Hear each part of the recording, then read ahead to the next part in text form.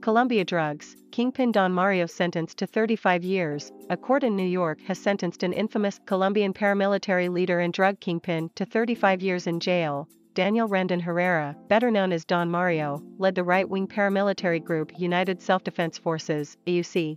The group, originally formed to combat left-wing guerrillas, engaged in kidnappings, killings, and extortion. Don Mario, 57, was captured in a rural hideaway in 2009. At the time, he was the most wanted kingpin in Colombia.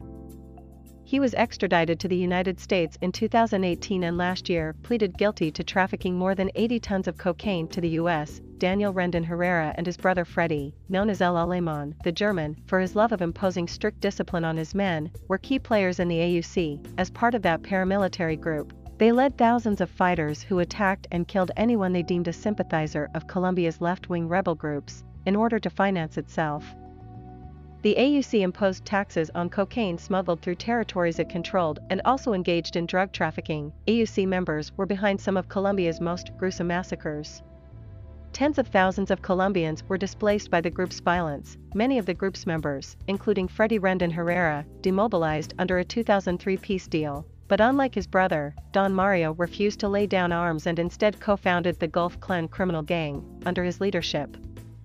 The Gulf Clan became the most feared gang in Colombia, trafficking tons of cocaine to the U.S. and killing anyone who stood in its way. As police stepped up their hunt for Don Mario in 2009, he offered a $1,000 reward to anyone who killed a police officer. After a 9-month search, he was tracked down in Antioquia province. The defense minister at the time, Juan Manuel Santos, said he had been found in his underwear, eating rice from a plate like a dog.